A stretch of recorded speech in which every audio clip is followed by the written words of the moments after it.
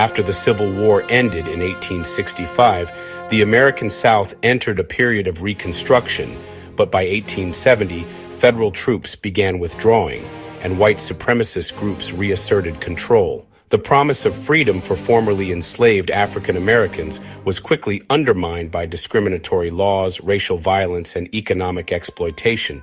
Many African Americans became sharecroppers or tenant farmers, working land they did not own and paying rent through a share of their crops. This system, tied to the cultivation of cotton, created a cycle of debt and poverty that was nearly impossible to escape. Cotton's dominance also depleted the soil, reducing long-term agricultural productivity. These agricultural challenges would eventually inspire reformers and scientists to search for more sustainable practices. One of the most important figures to emerge from this environment was Booker T. Washington. Born into slavery in 1856, Washington believed that education and economic self-reliance were the keys to African American progress. In 1881, he founded the Tuskegee Institute in Alabama, a school dedicated to providing African Americans with vocational training in trades, agriculture, and industry. Tuskegee was created because African Americans were denied admission to white-only schools and colleges. Washington's philosophy emphasized learning practical skills that could lead to stable employment and self-sufficiency. While his approach was criticized by some black leaders for being too accommodating to segregation, Washington's leadership brought opportunities for thousands of African Americans and helped lay the foundation for future civil rights progress. Working alongside Washington at Tuskegee was George Washington Carver, an African American scientist and inventor. Born into slavery near the end of the Civil War, Carver overcame poverty and racial discrimination to become one of the most respected agricultural scientists of his time. He revolutionized Southern agriculture by promoting crop rotation and introducing peanuts, sweet potatoes, soybeans, and other alternative crops that replenish the soil. His research offered farmers ways to break their dependence on cotton, improve their livelihoods, and restore the land. Carver was not only a scientific innovator, but also a symbol of African American achievement in an era of racial discrimination, demonstrating that knowledge and creativity could challenge prejudice. During the same period, racial segregation became deeply entrenched in American law. In 1896, the Supreme Court case Plessy versus Ferguson established the doctrine of separate but equal, legitimizing racial segregation in public facilities. This ruling provided legal cover for Jim Crow laws across the South, further restricting African Americans' access to education, housing, and employment. It would take more than half a century before this decision was overturned. While the South struggled with these social and economic challenges, the American West was undergoing dramatic transformation. The completion and rapid expansion of railroads after the Civil War opened vast territories to settlement and commerce.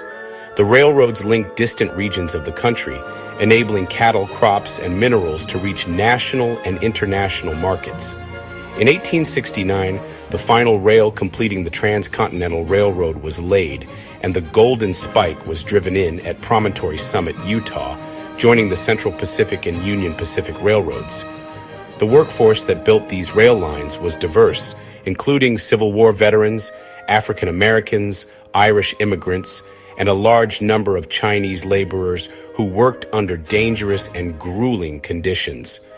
The growth of the railroads also hastened the decline of the open frontier, as towns sprang up along the tracks and land was claimed for farming and industry. The cattle industry flourished in the decades after 1870, giving rise to the iconic image of the American cowboy. Cowboys played a vital role in driving herds of Texas Longhorns to railheads in Kansas and other states. One of the most famous routes was the Chisholm Trail, first used in 1867, which allowed cattle to be moved from Texas to the railroads in Abilene, Kansas. These drives could last for weeks, covering hundreds of miles, and involved long hours of riding in all weather conditions. Hazards included river crossings, stampedes, and potential conflicts with Native Americans or rustlers. Despite the hardships, cattle drives provided work, and a sense of independence to many who sought opportunity on the frontier. Over time, the expansion of railroads, the spread of barbed wire fencing, and overgrazing brought an end to the great cattle drives, but they left a lasting mark on American culture. The expansion into the West also had devastating consequences for Native Americans. For generations, indigenous peoples had lived and depended on the Great Plains for survival. The arrival of settlers, miners, and railroads disrupted this balance, leading to violent conflicts. In 1864, one of the most notorious atrocities occurred when Colonel John Chivington led U.S. troops in the massacre of Cheyenne and Arapaho people at Sand Creek in Colorado. Despite the presence of a U.S. flag and a white flag of truce over the native camp, Chivington's forces attacked, killing more than 150 people, many of them women and children. This event fueled further mistrust and hostility between Native Americans and the U.S. government. Federal policies also sought to dismantle Native American cultures and ways of life. The Dawes Act of 1887 attempted to assimilate Native Americans by dividing tribal lands into individual family allotments. Land deemed surplus after allotment was sold to white settlers.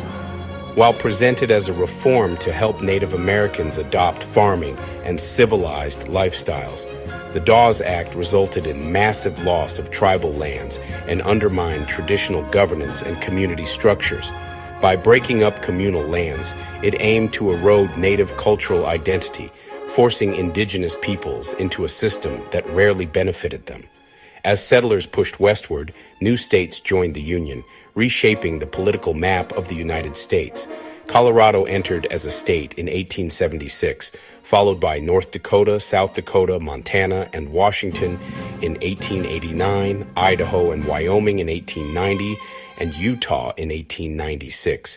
Each addition brought new resources, industries, and populations into the nation, but also intensified the displacement of native peoples and the transformation of the land. In the summer of 1876, tensions between the United States and the Plains tribes reached a breaking point. Gold had been discovered in the Black Hills, a region sacred to the Lakota Sioux, and the U.S. government demanded that native peoples move onto reservations. Many refused, led by powerful leaders like Sitting Bull and Crazy Horse. Lieutenant Colonel George Armstrong Custer, commanding the 7th Cavalry, set out to confront a large native encampment along the Little Bighorn River in present-day Montana. On June 25, 1876, Custer attacked.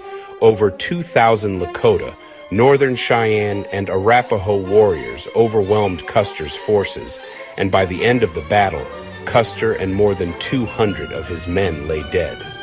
The final major conflict between the U.S. Army and Native Americans came in 1890 at the Battle of Wounded Knee in South Dakota. Tensions had been building due to the spread of the Ghost Dance movement, a spiritual practice that promised the return of native lands and the revival of the buffalo. U.S. authorities viewed the movement as a threat. On December 29, 1890, the 7th Cavalry surrounded a band of Lakota near Wounded Knee Creek in South Dakota.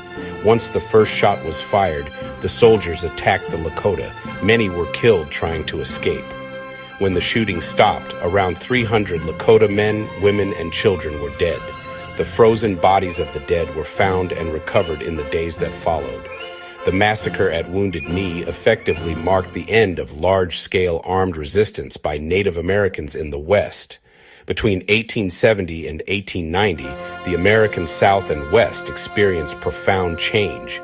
In the South, African Americans navigated the challenges of segregation, economic exploitation, and political disenfranchisement while building institutions like Tuskegee and advancing through leaders such as Booker T. Washington and George Washington Carver. In the West, railroads, cattle drives, and new states transformed the land while Native Americans endured broken treaties, massacres, and policies aimed at restricting their movement. These decades set the stage for both the enduring inequalities of the Jim Crow era and the mythology of the American frontier. It became a story of progress and opportunity for some, and of loss and survival for others.